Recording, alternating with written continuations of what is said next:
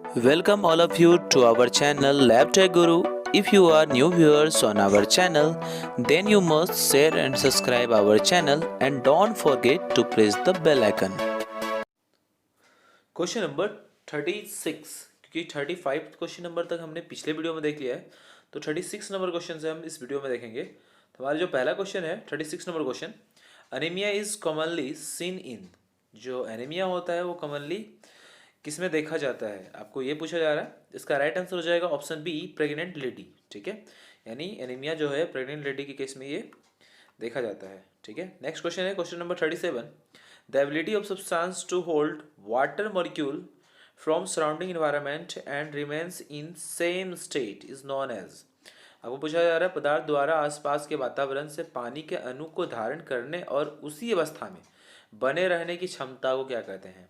इसका right answer हो जाएगा ऑप्शन ए, हाइग्रोस्कोपिक। ठीक है, आपको याद रखना है कि हाइग्रोस्कोपिक में क्या होता है, ये सब्सटेंस जो होंगे वो वाटर को होल्ड करने, जो वाटर एटमॉस्फेयर में, सराउंडिंग्स में, इन्वायरमेंट में जो प्रेजेंट होते हैं वाटर मॉलिक्यूल्स, इनको ये होल्ड करने की इसके पास कैपेसिटी होती है और उसी अवस्था में ये बने भी रहते हैं। ठीक है, नेक्स्ट, जैसे कि इसमें एग्जाम्पल यदि पूछा जाए तो इस एग्जाम्पल में आप सॉल्ट क्रिस्टल ले सकते हैं, जैसे कि सोडियम क्लोराइड है, दिया सकता है। अब यदि नेक्स्ट क्वेश्चन 38 नंबर क्वेश्चन देख लेते हैं, anaemia is due to reduction in, यानी निम्न में से किसकी कमी के कारण एनीमिया होता है। तो इसका राइट आंसर हो जाएगा ऑप्शन ए, आरबीसी। ठीक है, आरबीसी की कमी से क्या होता है, एनीमिया डिजीज होता है। नेक्स्ट क्वेश्चन है, how to prevent platelet clumping. Platelet clumping से कैसे रोकें, उसको कैसे रोका जाए। तो इसका राइट आंसर हो जाएगा option B, proper mixing of blood with EDTA. यानी हम यदि प्रॉपर मिक्सिंग करेंगे ब्लड को ईडीटीए के साथ तो वो एग्लूटिनेशन होने से बच जाएगा, यानी प्लेटलेट जो क्लम्पिंग होगा वो उसे उसको रोक सकेंगे। नेक्स्ट क्वेश्चन है question number 40, depth of improve Neubauer's chamber is. तो यहाँ जो ऑप्शन दिए गए हैं इनमें से कोई भी ऑप्शन इसका राइट आंसर नहीं है, क्योंकि इसका राइट आंसर हो जाएगा 0.1 mm। ठीक है, इतना डेप्थ होता है, आगे देखेंगे। नेक्स्ट क्वेश्चन है, fructose test in semen analysis done by. जो फ्रुक्टोज टेस्ट सीमन एनालिसिस में किया जाता है वो किसके द्वारा किया जाता है। तो इसका राइट आंसर हो जाएगा ऑप्शन ए, रिस्टोरचिनॉल सॉल्यूशन। ठीक है, रिस्टोरचिनॉल सॉल्यूशन जो है इसके द्वारा सीमन एनालिसिस किया जाता है फ्रुक्टोज में। ठीक है, फ्रुक्टोज टेस्ट जो होता है उसमें सीमन एनालिसिस, ये जो हमारा सॉल्यूशन दिया हुआ है इसके द्वारा किया जाता है। तो नेक्स्ट क्वेश्चन देख लेते हैं, question number 42, semen analysis should be done within. Semen analysis को करना चाहिए कितने अवधि के भीतर किया जाना चाहिए। इसका राइट आंसर हो जाएगा ऑप्शन ए, 1 आवर। ठीक है, 1 आवर के भीतर इसको कर लेना चाहिए। नेक्स्ट क्वेश्चन है, C S F sample should be taken in 3 bottles are and bottles must be sent to a lab in sequence as. तो 3 बोतल्स और एक बोतल जो होगा उसको लैब में भेजा जाएगा। तो आपको ये बताना है कि इसमें किस सीक्वेंस में बोतल को लिया जाएगा, कलेक्ट किया जाएगा। तो इसका राइट आंसर हो जाएगा ऑप्शन ए। ठीक है, बायोकेमिस्ट्री, माइक्रोबायोलॉजी, पैथोलॉजी और फिर स्पेशल स्टडी। ठीक है, ऐसे कई बार यहाँ पे सबसे पहले केमिस्ट्री होता है, बायोकेमिस्ट्री, फिर हेमेटोलॉजी, फिर माइक्रोबायोलॉजी, फिर रिपीट सेल काउंट करने के लिए, डिफरेंशियल काउंट करने के लिए ज़रूरत यदि है तो उसके लिए स्टडी करने के लिए हम लोग उसको लास्ट में भेजते हैं स्पेशल स्टडी के लिए, लेकिन ऐसा कोई ऑप्शन है नहीं। ठीक है, तो इसका राइट आंसर हो जाएगा ऑप्शन फर्स्ट। ठीक है, नेक्स्ट क्वेश्चन देख लेते हैं, normoblast seen up to. Normoblast जो है वो कितने आयु तक देखा जाता है। तो इसका राइट आंसर हो जाएगा option B, 6 month of age. ठीक है, अब क्वेश्चन नंबर 45 देख लेते हैं, internal diameter of Wintrobe tube is. जो इंटरनल डायमीटर होता है विंट्रोप ट्यूब का वो कितना होता है। तो जो इसका आंसर दिया गया था वो था 2.5 mm, लेकिन इसका राइट आंसर होना चाहिए 3 mm। ठीक है, आपको याद रखना है इसका राइट आंसर हो जाएगा 3 mm। तो विंट्रोप ट्यूब का यदि हाइट कभी पूछ लिया जाए तो 110 mm उसका हाइट होता है, 110, और 3 mm उसका internal diameter. Next question, question number 46, special stain use for acid fast bacilli.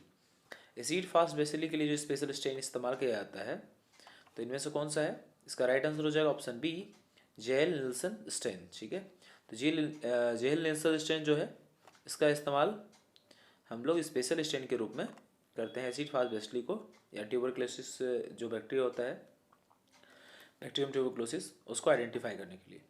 Next question है question number 47, cryostat used in. Cryostat का इस्तेमाल किया जाता है निम्न में से, तो इसमें किस में किया जाता है? इसका राइट आंसर हो जाएगा option C, both A and B, यानी इन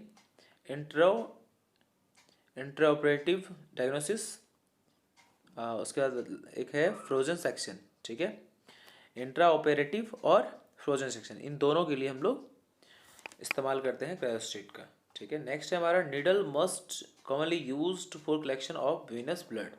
वीनस ब्लड को कलेक्ट करने के लिए जो मोस्टली कॉमनली जो इस्तेमाल किया जाता है वो कितना होता है? इसका राइट आंसर हो जाए 22 गॉज, ये निडल का इस्तेमाल किया जाता है।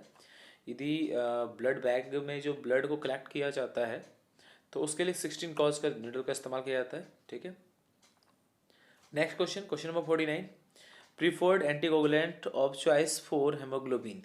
तो हेमोग्लोबिन के लिए प्रीफर्ड एंटीकोगुलेंट कौन सा है? ठीक है, यानी प्राथमिक तौर पे दिए जाने वाला एंटीकोगुलेंट कौन सा है? तो इसका राइट आंसर हो जाएगा ऑप्शन बी, EDTA। ठीक है, याद रखना EDTA जो होता है वो हेमोग्लोबिन के लिए बेस्ट होता है। नेक्स्ट हमारा प्लाज्मा। तो प्लाज्मा का क्या हो जाए? प्लाज्मा जो है ये obtained by the centrifugation of anticoagulant added blood, यानी ऑप्शन ए इसका राइट आंसर है। ठीक है, जो एंटीकोगुलेटेड एडेड ब्लड जो होता है, तो उसको यदि सेंट्रीफ्यूज करेंगे तो सुपरनेंट पार्ट में प्लाज्मा होगा, और जो प्रिसिपिटेट की फॉर्म में होगा यानी सेडिमेंट्स के रूप में कौन सा होगा? तो RBC होगा। Next question, question number 51, trisodium citrate 3.2% is used in which ratio for estimation of ESR। ESR के एस्टिमेशन के लिए जो ट्राइसोडियम सिट्रेट होता है और ब्लड का रेशियो कितना होना चाहिए? तो इसका राइट आंसर हो जाएगा ऑप्शन ए, 1:4। ठीक है, 1:4 के रेशियो में होना चाहिए।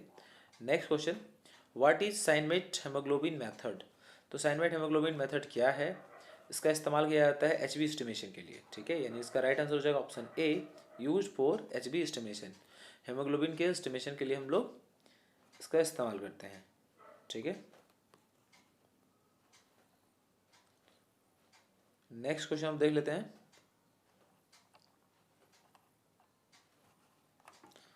पॉलीसीथीमिया is diagnosed in case of.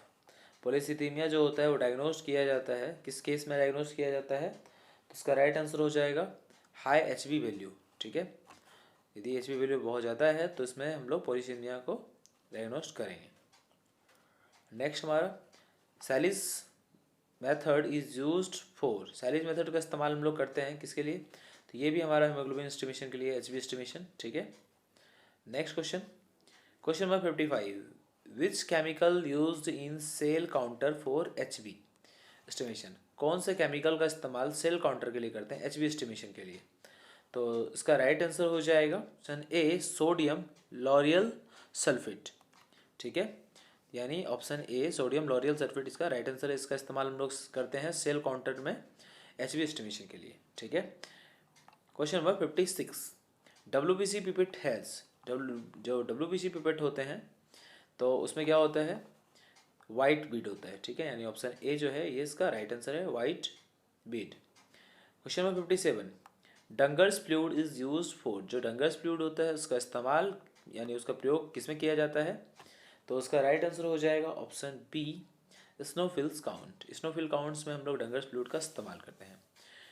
Question number 58, how do you clean the sides of pipettes nozzle. जो पिपेट्स नोजल होते हैं उसके साइड्स को हम लोग कैसे क्लीन करेंगे? तो उसका राइट आंसर हो जाएगा option A, by wiping the sides with wet cotton. हम लोग जो वेट कॉटन होगा, कॉटन, उसके हेल्प से हम लोग उसके पक्षों को हम लोग पोंछ कर साफ करेंगे। ठीक है, वाइप कर लेंगे। Next question, question number 59, other name of WBC pipette. WBC pipette का दूसरा नाम क्या है? तो उसका राइट आंसर हो जाएगा ऑप्शन ए, थोमा पिपेट। ठीक है, आपको याद रखना थोमा पिपेट जो है उसका अदर नेम से। Question number 60, supravital stain is used for. Supravital stain का इस्तेमाल किया जाता है किसके लिए किया जाता है? तो रेटिकुलोसाइट काउंट के लिए। काफ़ी आसान सा क्वेश्चन है। रेटिकुलोसाइट काउंट के लिए हम लोग सुप्रावाइटल स्टेंट का इस्तेमाल करते हैं। ठीक है, चलिए नेक्स्ट क्वेश्चन देख लेते हैं। Wintrobe tube can be use for, Wintrobe tube का इस्तेमाल हम लोग किसके लिए करते हैं? तो इसका राइट आंसर हो जाएगा option C, A and B. ठीक है, यानी ESR PCB इन दोनों के लिए करते हैं। तो इसका राइट आंसर ए और बी दोनों हो जाएगा। नेक्स्ट क्वेश्चन है हमारा, पल्स स्टेन यानी पर्शियन ब्लू स्टेन का इस्तेमाल हम लोग किसके लिए करते हैं? तो इसका राइट आंसर हो जाएगा option B, assessment of iron store. ठीक है, आयरन स्टोर के असेसमेंट को आइडेंटिफाई करने के लिए इसका इस्तेमाल किया जाता है, आकलन के लिए। नेक्स्ट क्वेश्चन, क्वेश्चन नंबर 63 है। ट्रिफेनी होता है, उस सुई का जो उपयोग किया जाता है वो किसके लिए किया जाता है? तो उसका राइट आंसर हो जाएगा option C, both bone marrow biopsy और बोन मैरो एस्पायरेशन।